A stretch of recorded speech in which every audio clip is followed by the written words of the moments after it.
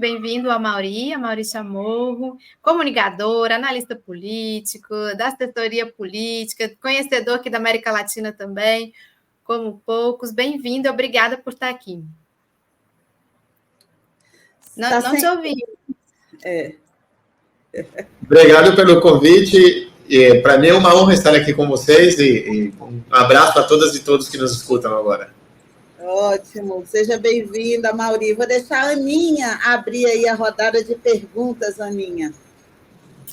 Pois é, eu estava aqui em dúvida se eu partia do Brasil e já ia para a Venezuela, mas acho que eu vou fazer a pergunta desse tema da Venezuela. Depois a gente vem aqui para os fenômenos políticos brasileiros. A Mauri, assim, em resumo, dia 28 de julho, há exatamente um mês, estou vendo aqui, né? Hoje, dia 28 de agosto. Houve uma eleição na Venezuela, com mais de 1.000 observadores internacionais, inclusive do próprio governo brasileiro, Celso Amorim estava lá.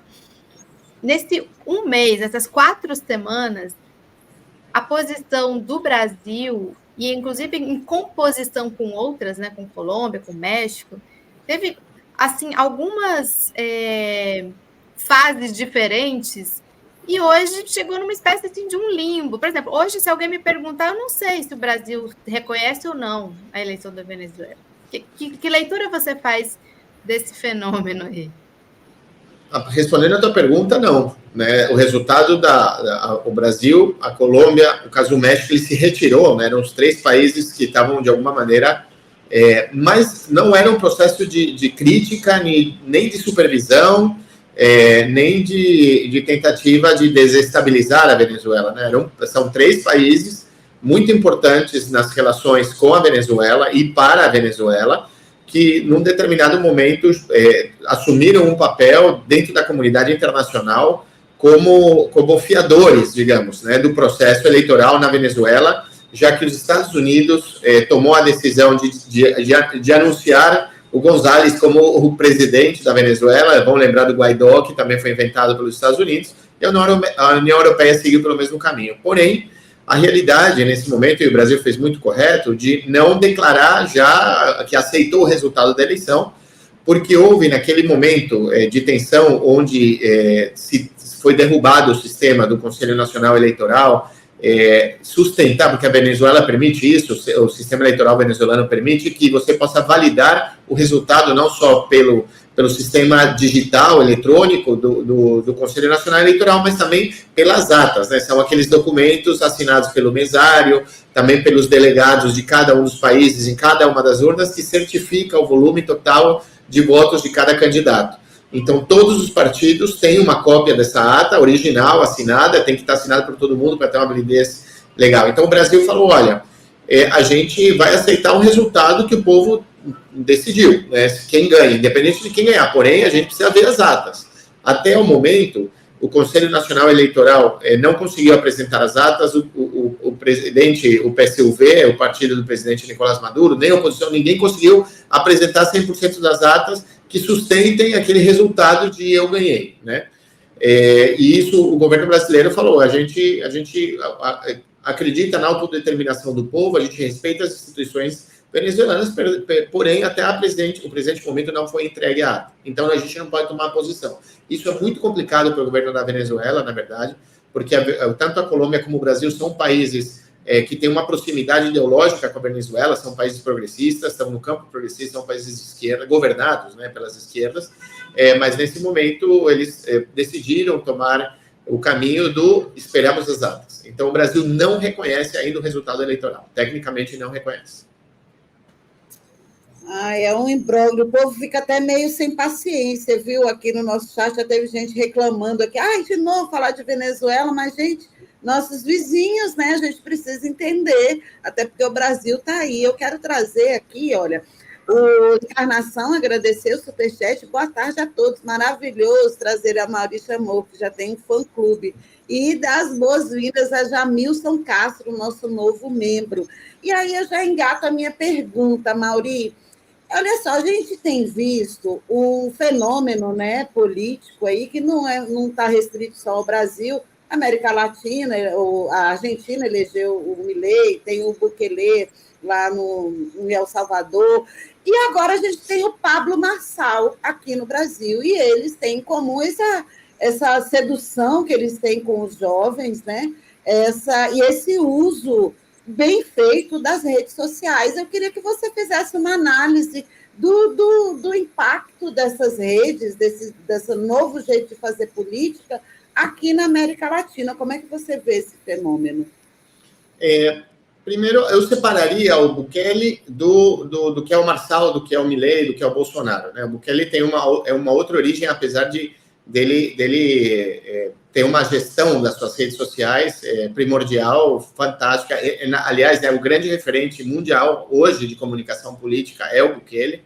E o Marçal, ele é um homem que tem uma origem naquilo que eu acho que é fundamental a gente entender, que é a sociedade nossa sociedade na América Latina. A gente tem uma sociedade de analfabetos funcionais, de pessoas frustradas, numa era da pós-verdade, onde o que importa realmente é o sentimento, é a emoção, não é o vínculo com a realidade, né?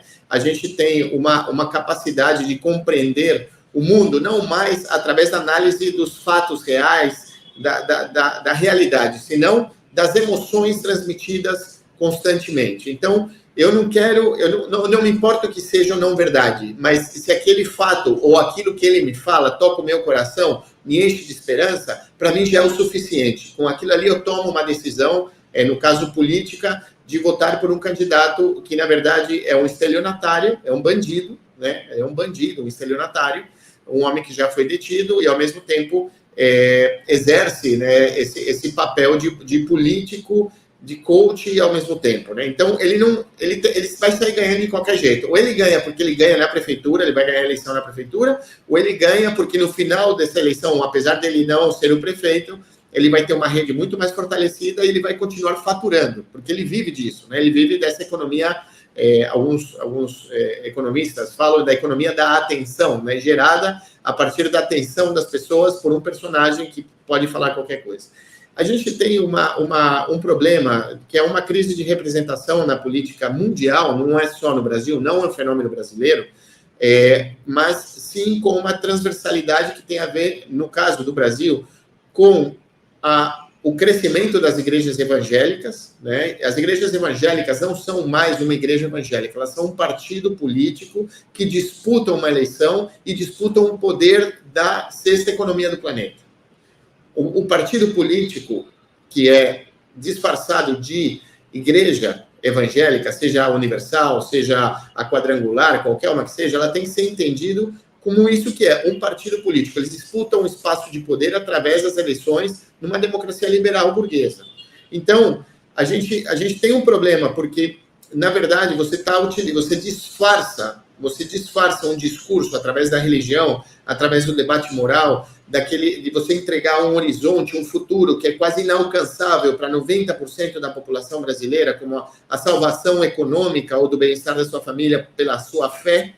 Então, você transforma isso também, agora, não só a salvação econômica, mas também a opção política para você depositar as suas esperanças e, a partir disso, você eleger um setor que tem, no fundo, não é só uma disputa moral em termos de uma educação, que eles falam, escola sem partido, ou a ensinar por a Bíblia, ou a militarização da escola. Não é só isso. Na verdade, por trás disso que está o capitalismo. Eles disputam o controle do capital, do dinheiro, do poder, né? E eles utilizam essa moral como um instrumento para alcançar o poder econômico e ampliar essa capacidade de poder econômico. É isso que eles estão disputando.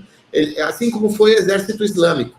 O ISIS não queria ter o controle apenas do território para implementar o Islã radical e uma leitura radical do Alcorão. Não. Aquele território que eles tomavam, que era um território petroleiro, que tinha postos de petróleo, eles se transformaram numa grande milícia que roubava petróleo da Síria para vender no mercado negro no mundo do petróleo, né? Sem pagar imposto, e vendiam a preço de banana. Então, a mesma coisa a igreja evangélica.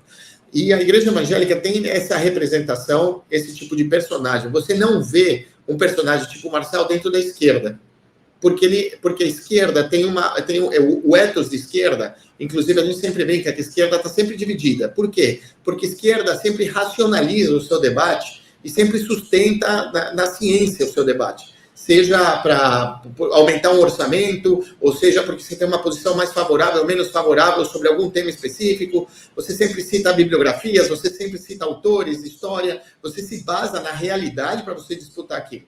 Já a igreja evangélica, que se transformou num partido político, eles utilizam o quê? As emoções como um mecanismo de conquistar as pessoas, onde você precisa desvincular da realidade, e não importa você transformar tudo num grande espetáculo que seja, para nós, é grotesco, porém, para eles é um espetáculo que é real. Porque o fato do Marçal falar que o bolo cheira, ou ele xingar uma mulher, ou ele ofender uma pessoa pobre, porque ela é pobre, aquilo ali faz parte também da programação da televisão, da Netflix, do que ele vê no TikTok. Então, a pessoa vê representada na disputa política, naquela dimensão de disputa eleitoral, ela vê a representação daquilo que ela consome no seu dia a dia. E aí é um problema para a esquerda, porque a esquerda lê Marx, a gente lê, sei lá, Chomsky, então, mas a gente não vê uma série de televisão sobre Marx, sobre Chomsky. A gente não vê um funk falando sobre Chomsky. A gente não vê uma novela falando sobre Gramsci.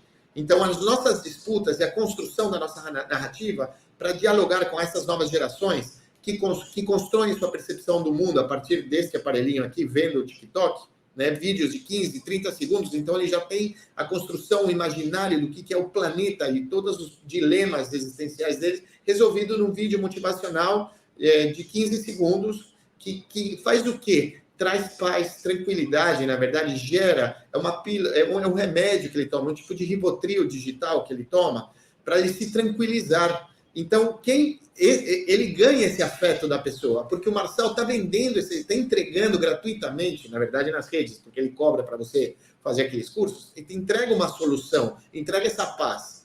E a esquerda não, a esquerda traz um problema. Nós diagnosticamos o problema de habitação, e a gente fala, e isso tem a ver com orçamento, e o que ele fala, cara, você pode ser rico, qualquer um, Silvio Santos, você pode ser rico, esses esquerdistas, comunistas, e aí a esquerda tenta explicar, não, que é a teoria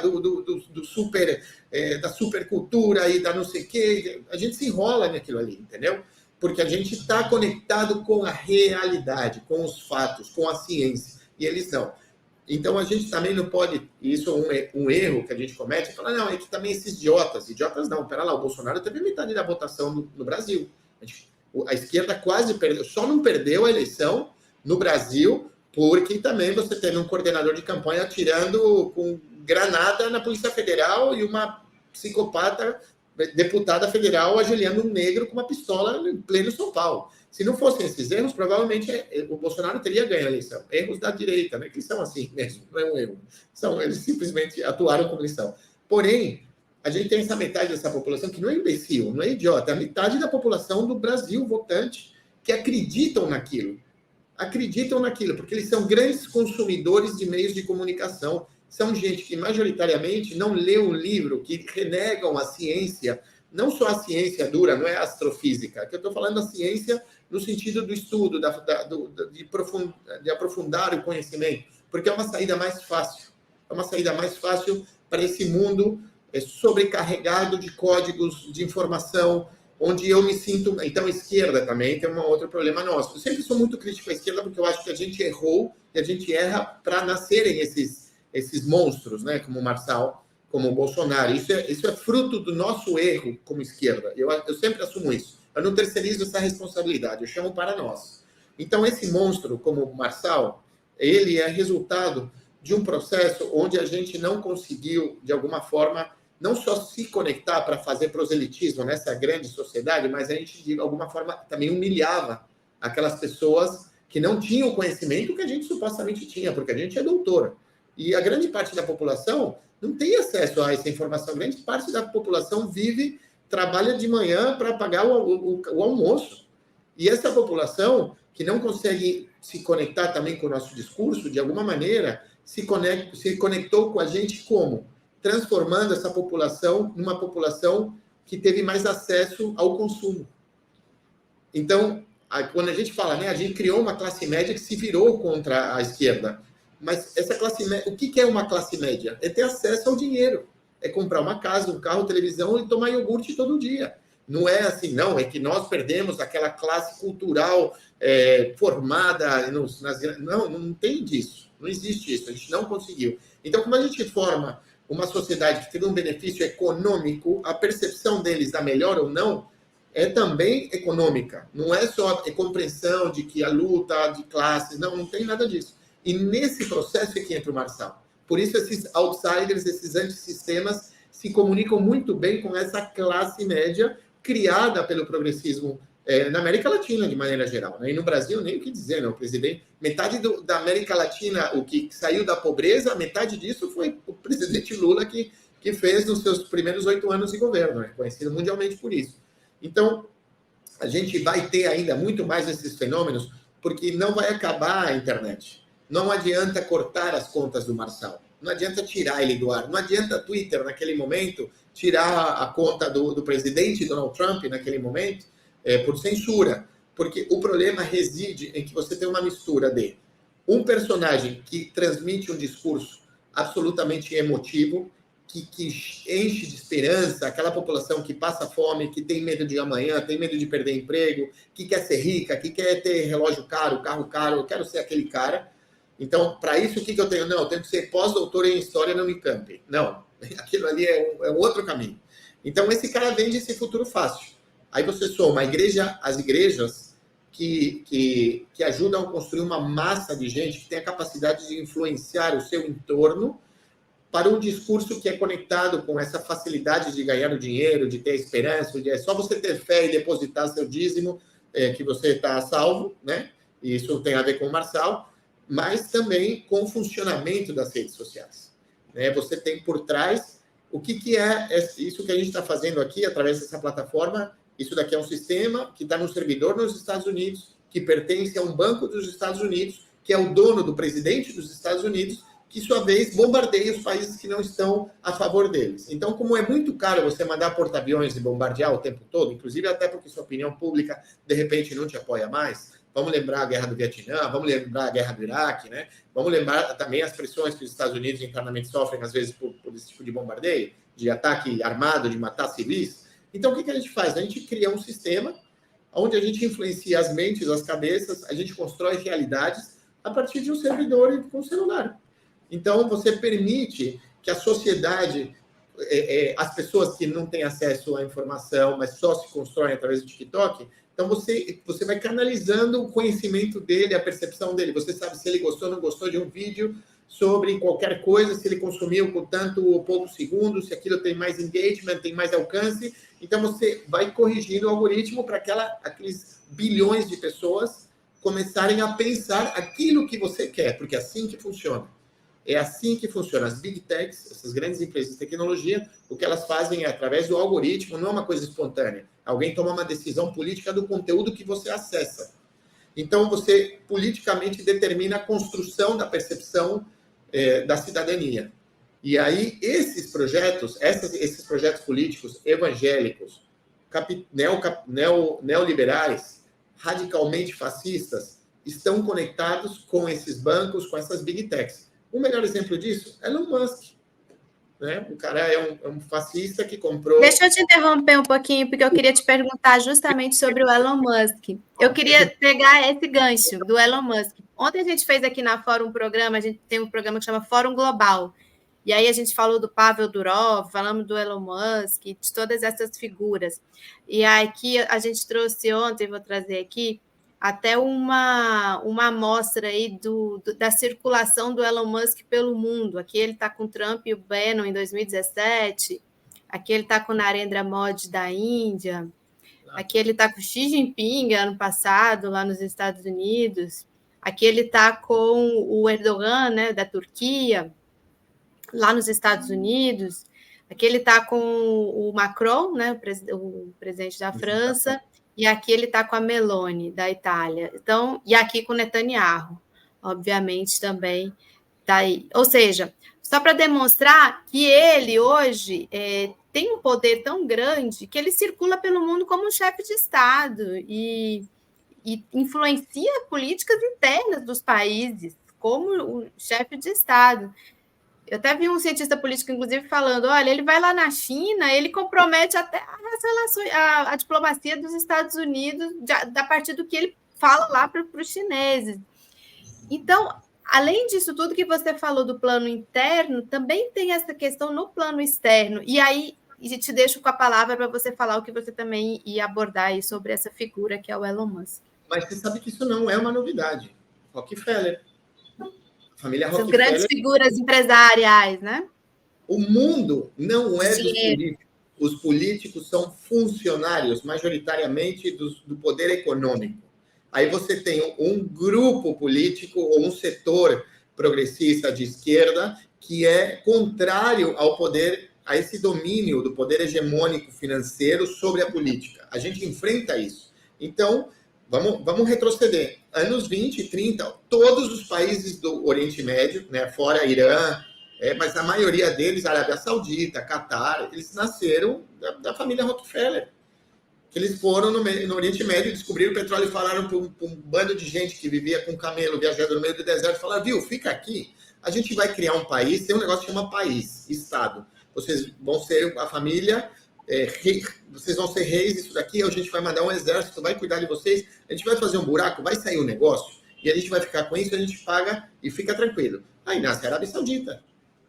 Então, um multimilionário, bilionário, criou um continente inteiro, ele desenhou as fronteiras. Foi assim que nasce praticamente o Oriente Médio. Então, olha o poder do cara. Elon Musk ainda não criou países, mas a gente tem o Rockefeller que teve muito mais poder do que ele. Só que Rockefeller determinava se ia ter ou não um golpe de Estado em algum país. A gente tem a influência. Por que houve golpe de Estado no Chile? Não só obviamente, ganha o primeiro e único presidente realmente socialista eleito democraticamente, foi assassinado, mas o que ele fez? Ele estatizou o cobre, né? O maior produtor de cobre do mundo, isso afetou diretamente os interesses das empresas dos Estados Unidos, então, um golpe de Estado.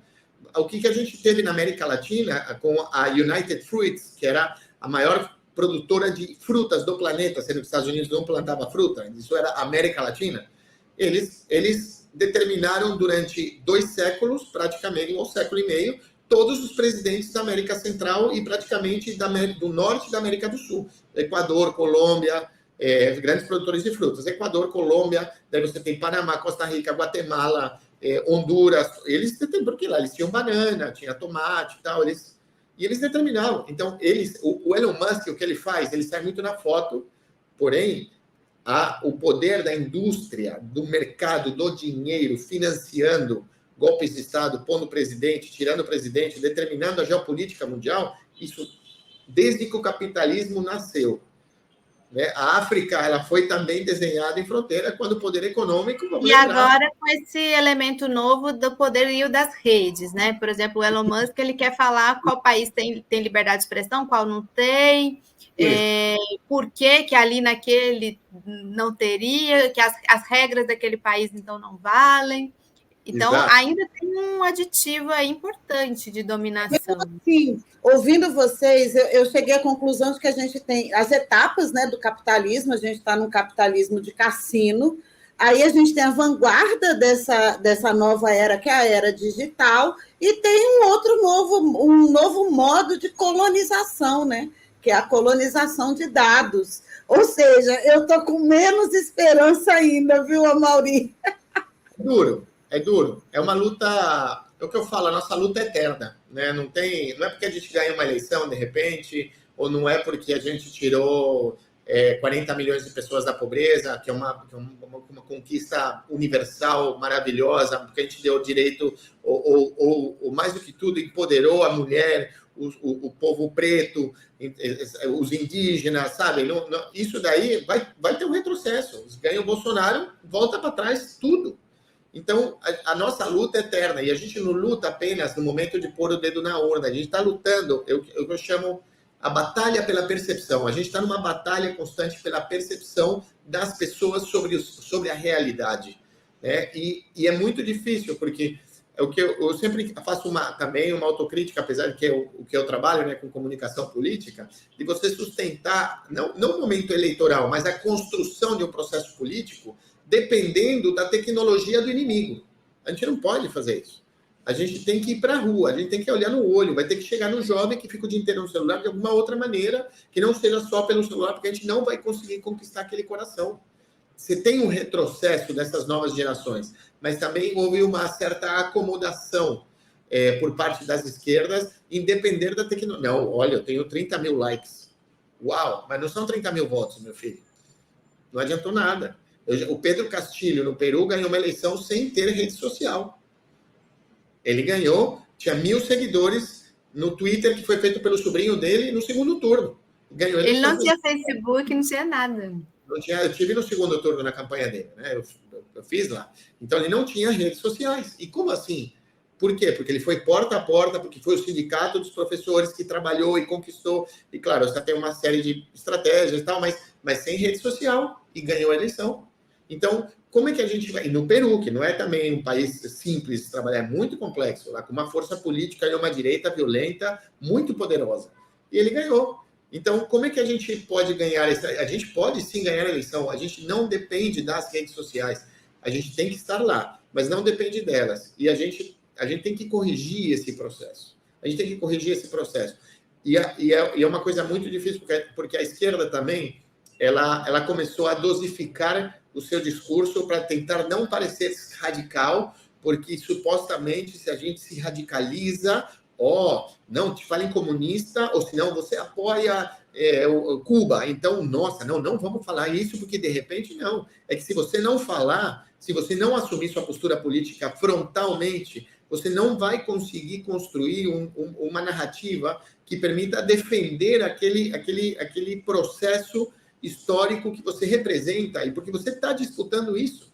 Você não está disputando o voto, você está disputando a política, os corações, as mentes. Isso é um processo constante. Então, nisso, a direita ganhou.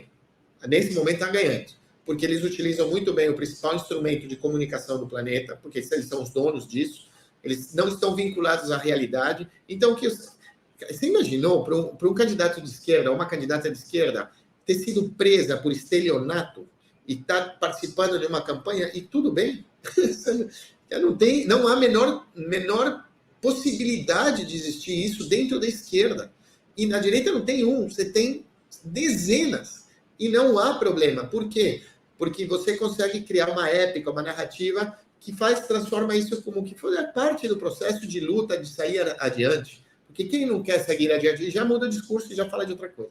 Então, a gente tem que entender isso, não pode minimizar a população, achar que a população é tonta, idiota, ignorante. Não, o povo é sábio, o povo é inteligente. O que o povo está fazendo, o que vota neles, é encontrar o caminho mais rápido para aquela terra prometida que deram para eles, né? Aquele paraíso que eles iam chegar para mais rapidamente ter uma melhor condição econômica, uma melhor qualidade de vida. É isso que eles estão vendendo mais facilmente que a gente, né? Eu tenho a impressão de que a conta do neoliberalismo chegou, a gente não sabe como processar essa fatura, e a gente está numa crise também das democracias liberais, né, Chamorro? Eu tenho uma conexão muito forte com a China, escrevo sobre a China, e ali a experiência do processo democrático chinês tirou 800 milhões de pessoas da pobreza, são 4 Brasis, né? E embora vendam como um milagre, não é um milagre, é um projeto que começou em 1949, 1º de outubro de 1949, e que vem com processos, e a gente perdeu isso no Brasil e na América Latina como um todo, que eu não sei falar com a propriedade que você fala, mas a minha impressão é essa, as coisas elas são pontuais e não existe um processo, né?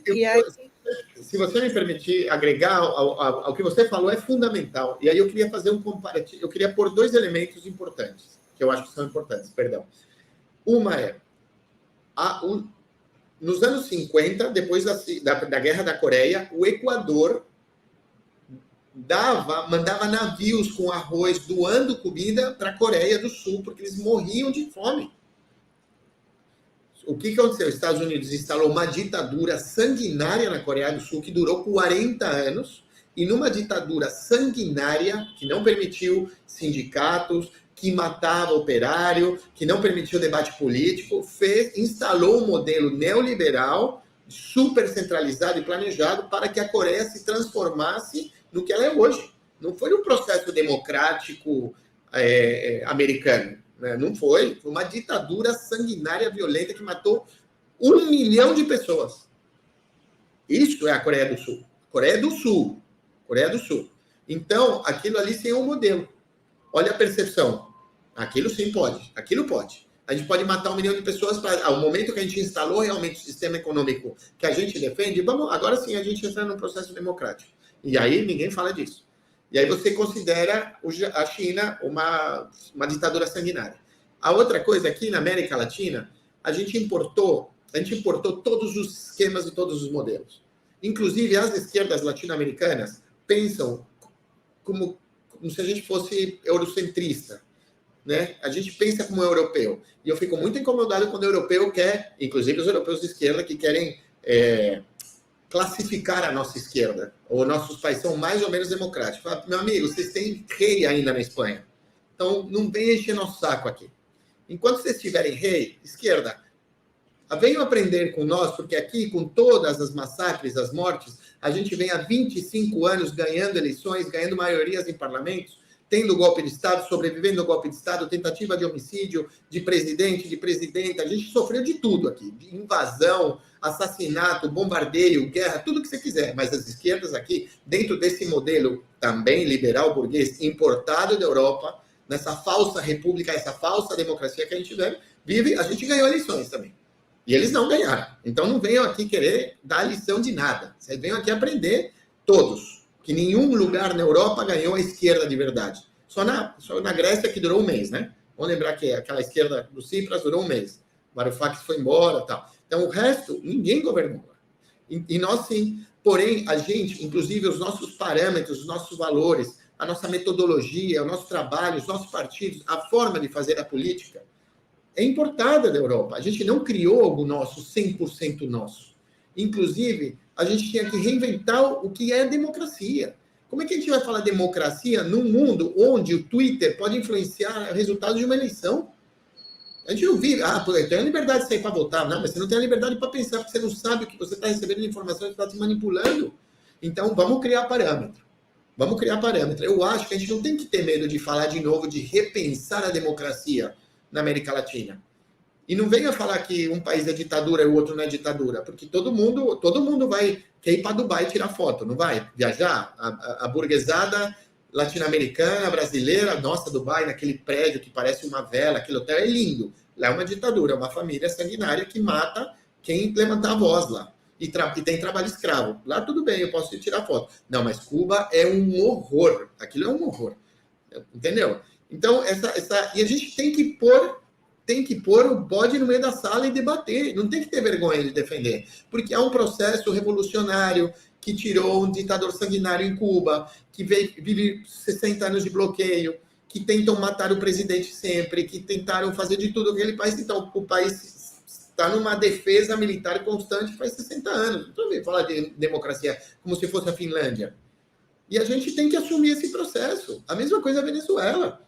Eu estive na Venezuela quando tentaram matar com 2 bombas de C4 o presidente da República, com todo o governo num palco, gente.